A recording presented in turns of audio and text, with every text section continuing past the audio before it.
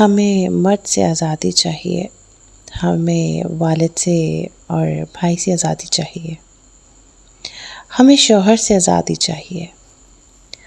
بیٹی عورت مارچ میں یہ نعرے لگا رہی تھی۔ والد نے اگلی صبح اپنی بیٹی کو دیکھا تو بولے، بیٹی مبارک ہو، میں نے عورت مارچ سے متاثر ہو کر آج تمہیں آزاد کر دیا، اب تم اپنی مرضی کی مالک ہو۔ والد یہ کہہ کر آفس چلے گئے۔ والد کے جانے کے بعد بیٹی نے اپنے سب دوستوں کو کامیاب عورت مارچ کی خوشخبری سنائی۔ شام کو جب والد آفس سے گھر واپس آئے تو بیٹی کو دیکھ کر بولے، تم ابھی تک گھر پہ ہو؟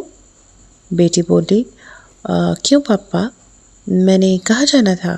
والد سنجیدہ ہو کر بولے، تمہیں صبح کہا تھا کہ تم آزاد ہو، چلو شاباش، اپنا سامان پیک کرو اور یہاں سے نکل جاؤ۔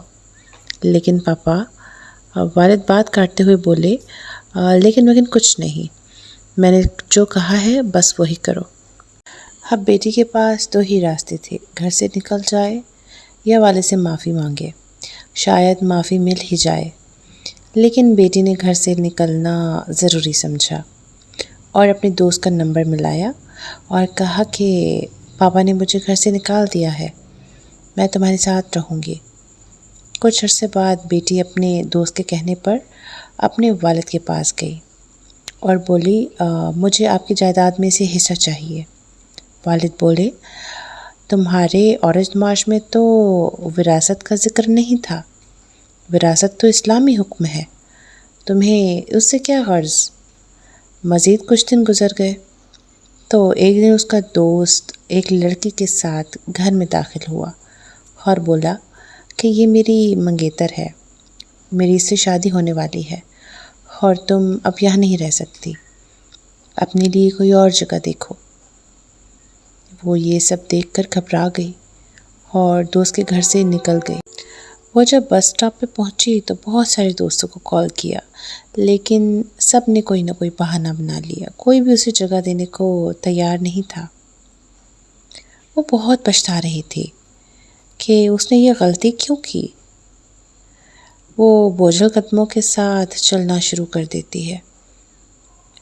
اسے ایک ویلفیئر کے زیر انتظام لیڈیز ہوم میں پناہ مل جاتی ہے اور اسے اپنی اوقات نظر آتی ہے کہ جیسے وہ کوئی ٹیشو پیپر ہو جسے استعمال کر کے کوڑے کے ڈھیر پہ پھینک دیا جاتا ہے۔ آج وہ جس ادارے میں رہ رہی ہے اس کا مالک بھی مرد، اخراجات کے لیے چندہ دینے والا بھی مرد اور اس ادارے کے محافظ بھی مرد۔ جی ہاں، وہی مرد جو باپ، بھائی اور شوہر کے روپ میں اس سے بالکل بھی پسند نہیں۔